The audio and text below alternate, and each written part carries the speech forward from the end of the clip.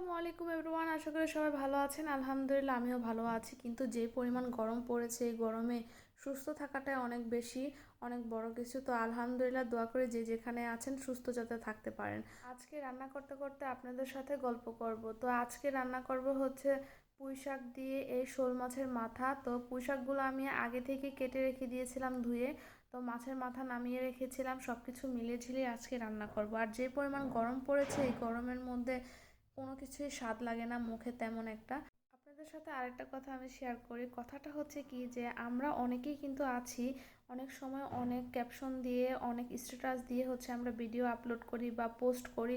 তো কিছু কিছু মানুষ আছে যে তারা নিজেদের ঘাড়ের উপরে সে পোস্টগুলাকে ক্যাপশনগুলাকে টেনে নিয়ে যায়। কেন? আমরা তো অনেক সময় এভাবেই হচ্ছে ক্যাপশন দেই বা পোস্ট করি, কিন্তু একটা কথা আছে না, চোরের মন পুলিশ পুলিশ। তো এরকমই আমরা ছাড়ি নর্মালি, কিন্তু কিছু কিছু মানুষ আছে যে তারা নিজেদের উপর ঘাড়ে চাপিয়ে নেয়। তারা নিজেদের উপরে ঘাড়ে চাপালে তো আমাদের কিছু আর করার নাই, তাই না? তো এরকম কিন্তু অনেকের সাথে ঘটে আর ঘটে থাকে। এই জন্যই বলা হয় যে আত্মীয় স্বজনদের কিন্তু অ্যাড রাখতে নেই, তাদের ব্লক করে দেওয়াই উচিত। তো তাদের ব্লক করে না দিলেও কিন্তু তারা লুকিয়ে লুকিয়ে হচ্ছে আমাদের পোস্ট দেখে, ভিডিও দেখে। তো যাই হোক, সবাই এদিক দিয়ে একটু সাবধানে থাকবেন, আত্মীয় স্বজন থেকে দূরে থাকাই ভালো। তো এদিক দিয়ে রান্নাবান্না করতে করতে দেখি আমাকে ডাকতেছে যে আমাদের গরু নাকি চলে আসছে। তো যাই হোক, আমি এখন আছি বাবার বাড়িতে। তো হচ্ছে গরু চলে আসছে, এই জন্য আমি আবার বাইরে চলে আসলাম, আর একটা ট্রলি দিয়ে নিয়ে এসেছিল গরুটাকে।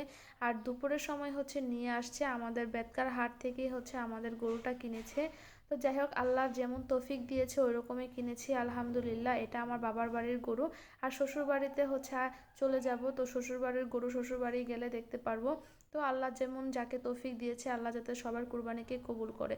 তো এই তো গরুটা অনেক পাজিও ছিল। আমার ছোট চাচা এই গরুটাকে নিয়ে আসছে। অর্ধেক রাস্তা হাঁটিয়ে আনার পরে নাকি অনেক তিরিং বিরিং করতেছিল, তাই আবার গাড়ি ভাড়া করে নিয়ে তারপরে হচ্ছে গরুটাকে আনছে। পোলাপান গরুটাকে ধরে দেখে পিছন দিয়ে লাথি দেয়। তো যাই হোক, ঈদ কিন্তু সবারই, বাচ্চাদের বেশিরভাগই ঈদের আনন্দ, বাচ্চারাই আনন্দ করে এই গরু কাটা, গরু কুরবানি দেওয়া। তো এদিক দিয়ে গরু আনতে আনতে অনেকগুলো ঘাস নিয়ে আসছে পোলাপান সব যেয়ে। তো এদিক দিয়ে এখন চিন্তা করতেছে গরুটাকে একটি হচ্ছে সাইডে রাখবো। তো গরুটাই এমনই দৌড় দিল, গরুটা এক দৌড়ে অন্য বাড়িতে চলে গেল। তো সাথে সাথে সবাই দৌড়াইতেছিল গরুটার সাথে সাথে। আর আমার চাচাও গরুর দড়িটাকে ছাড়ে নাই, কারণ সামনে যদি কোনো বাচ্চা বা কেউ থাকে তাদেরকেও গুঁতা দেওয়ার সম্ভাবনা থাকতে পারে। এজন্য গরুটার সাথে সাথে হচ্ছে দৌড়াচ্ছিল। তো এই তো নিয়ে আসলো। আর এসে আমাদের বাসার পাশে একটা গরু ঘর ছিল আমার এক আন্টিদের, তাদেরও কুরবানির গরু এখানে রেখেছে। তো আমাদেরটাও হচ্ছে এখানে এসে আর রাখলো গরু। আর দুইটা কি ভালোবাসা করতেছে। তো ভালোবাসা কিন্তু মানুষের বুঝে না, আর আদার্স সব কিছুই সবার ভালোবাসা বুঝে, মানুষেরও ভালোবাসা বুঝে, কিন্তু মানুষেরাই কখনো বুঝে না। তো যাই হোক, গরুটাকে এখন বাঁধতেছে। আর হচ্ছে গরুটাকে পরে গোসল করাবে। কোরবানির জন্য গরু দু একদিন আগে আনাটাই ভালো, কারণ নিজের হাতে একটু আদর যত্ন করা যায় বা একটু খাওয়ানো যায়।